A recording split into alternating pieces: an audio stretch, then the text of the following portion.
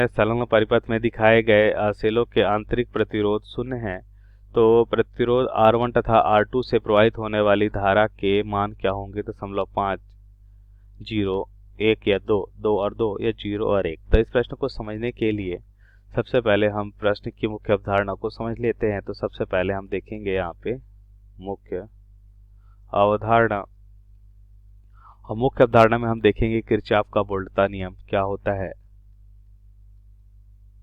Kirchhoff का वोल्टता नियम। तो किरचॉफ का वोल्टता नियम देखिए, अब इसे एक चित्र के माध्यम से पहले समझ लेते हैं कि मान लेते हैं प्रतिरोध R है और उसके बाद एक बैटरी है जिसका विद्युत वाहक बल मान लेते हैं E1 है, और फिर एक प्रतिरोध है R2 जिसका, और उसके बाद फिर एक बैटरी लगी है जिसका विद्युत वाहक बल क्या है? E2 है, और एक बंद परिपथ है। तो हम यहाँ पे देखते हैं कि बंद परिपथ, किसी भी बंद परिपथ में बहने वाली धारा और उसके संगत प्रतिरोधों का गुणनफल तथा उस परिपथ में उपस्थित बैटरी के विद्युत वाहक बल का बीजगणितीय योग क्या होता है? शून्य होता है। तो ये होता है यहाँ पे किरचॉफ का वोल्टता नियम। तो किरचॉफ के वोल्टता नियम से देखिए हम लिख सकते हैं कि धारा हमेशा अधिक विभव से कम विभव की ओर बहती है, इसको हम धनात्मक इसको ऋणात्मक मान सकते हैं। ये बैटरी का ऋणात्मक टर्मिनल होगा, ये धन और ऋण होगा क्योंकि धारा इसी दिशा में आ रही है। अब इधर देखिए तो बैटरी का धनात्मक सिरा हो जाएगा। अब हम धारा की दिशा में एक पाथ को मान लेते हैं और हम लिखते हैं, देखिए एरो जो हमारा चिन्ह है, तीर का चिन्ह, इसी चिन्ह को हम यहाँ पे लिखेंगे। तीर हमारा देखिए इस धारा की दिशा में, ये माइनस की ओर आ रहा है, तो माइनस का धारा उसके संगत प्रतिरोधों का गुणनफल। इसके बाद देखिए इधर तीर किधर आ रहा है? माइनस की ओर, तो माइनस क्या हो जाएगा? E1। उसके बाद फिर से देखिए तो किधर आ रहा है? माइनस का I इंटू इसके संगत प्रतिरोध R2 हो जाएगा। उसके बाद फिर से देखिए इधर धनात्मक E2 हो जाएगा, ये बराबर हो जाएगा 0, क्योंकि अब इधर देखिए एरो किधर आ रहा है? धनात्मक की ओर आ रहा है, तो प्लस E2 हो जाएगा। तो ये होता है किरचॉफ का वोल्टता नियम। अब उत्तर को समझ लेते हैं। तो यहाँ पे ध्यान से देखिए, तो यहाँ पे हम लिख सकते हैं, चित्र में अगर देखें तो इस चित्र में हम देखते हैं कि इसमें बहने वाली धारा I है। तो ये I धारा कुछ इस दिशा में अगर बहती है तो देखिए I धारा इधर आएगी, और इसे दो भागों में मान लेते हैं। I धारा विभक्त हो जाती है I1 और I2 में। तो इसमें I1 धारा आएगी और इसमें भी क्या हो जाएगी? I1 धारा, और इसमें हो जाएगी I2 धारा, और फिर से इस बैटरी के पास I धारा पहुंचेगी। तो अब ध्यान से देखिए, यहाँ पे अगर हम इसे मान लेते हैं पहला और इसे दूसरा परिपथ, तो हम देखेंगे किरचॉफ वोल्टता नियम से, किरचॉफ वोल्टता नियम से, किरचॉफ वोल्टता नियम से अगर हम देखें तो किरचॉफ वोल्टता नियम से हम लिख सकते हैं,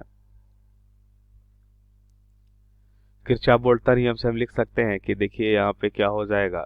ये धारा हो जाएगी,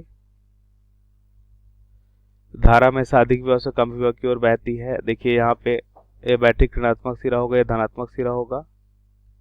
यहाँ पे भी देख लेते, धारा अधिक विभव से कम विभव की ओर धनात्मक और ऋणात्मक होगा। अब हम धारा की दिशा में पहले लूप में हम क्या लेते हैं? पाथ डिसाइड करते हैं। तो पहले लूप के लिए, लूप फर्स्ट में किरचॉफ वोल्टता नियम से हम लिख सकते कि यहाँ पे क्या होगा? ध्यान से देखिए, इसमें बहने वाली धारा और इसके संगत प्रतिरोध, मतलब बहने वाली धारा I2 और इसके संगत प्रतिरोध R1। अब ध्यान से देखिए, तो इसमें हम देखते हैं कि चिन्ह कैसा होगा? ऋणात्मक होगा, क्योंकि पाथ में नीचे की ओर आ रहे हैं।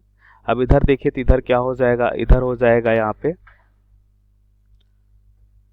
माइनस का 10, ये बराबर होगा 0।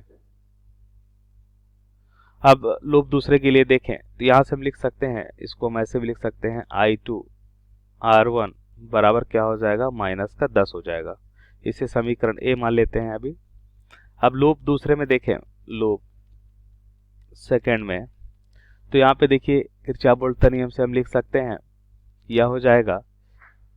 अब इसमें हम इस दिशा में हम लूप को मान लेते हैं, तो इधर की ओर आएंगे नीचे की ओर, तो ऋणात्मक हो जाएगा माइनस का 20, और इसके संगत बहने वाली धारा क्या हो जाएगी?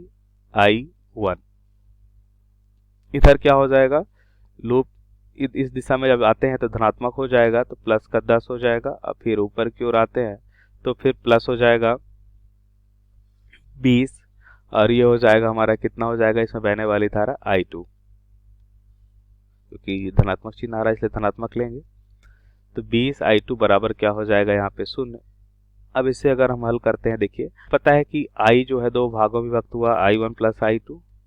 तो यहाँ पे हम ऐसा करते हैं, I1 के स्थान पे क्या हम लिख सकते हैं, I माइनस I2। तो ये हो जाएगा माइनस का 20, और जैसे हम I1 और I2 का मान ही निकालते हैं, तो यहाँ पे ध्यान से देखिए, यहाँ पे हम लिख सकते हैं, ये हो जाएगा हमारा 20I1 प्लस 10 प्लस 20I2 के स्थान पे हम क्या लिख सकते हैं, I2 के स्थान पे हम लिख सकते हैं, ये R1 का मान हमें दे रखा है, R1 का मान कितना दे रखा है 20, तो इसके स्थान पे हम 20 लिखते हैं। तो 20I2, तो I2 के स्थान पे लिखेंगे माइनस का 10 बटा कितना हो जाएगा 20 हो जाएगा, बराबर 0। हमें लिखा हमने समीकरण ए से। तो अब ध्यान से देखिए, 20 से 20 तो कैंसिल हो जाएगा, माइनस 10 बचेगा, माइनस 10 ये प्लस 10 से कैंसिल हो जाएगा। इस तरह से हम I1 देखते हैं कितना मिलेगा हमें, I1 हमें मिलेगा, I1 बराबर 0 हो जाएगा। और I1 अगर 0 है तो I2 क्या हो जाएगा, ध्यान से देखिए, किसी भी एक समीकरण में मान रखते हैं, इसे मान लेते हैं B, समीकरण B। तो समीकरण B में I1 अगर 0 रखते हैं तो I2 का मान क्या मिलेगा, ये पूरी वैल्यू 0 हो जाएगी। ये हो जाएगा हमारा, यहाँ पे लिख लेते हैं समीकरण B से ये पूरी वैल्यू 0 हो गई, पहली वाली।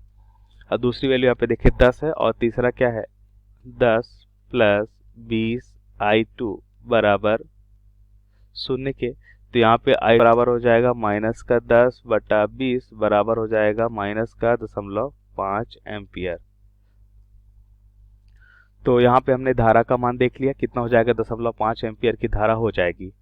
तो अब यहाँ पे ध्यान से देखिए, तो माइनस का मतलब ये हुआ कि जो हमने धारा मानी उसकी दिशा बदल जाएगी और हमें उत्तर मिलेगा 0.5 एम्पियर, या 0.5 एम्पियर भी इसे लिख सकते हैं। इसकी दिशा क्या हो जाएगी, चित्र में देखिए हमने क्या दिशा मानी, ये दिशा मानी है I2, लेकिन दिशा हो जाएगी ये वाली।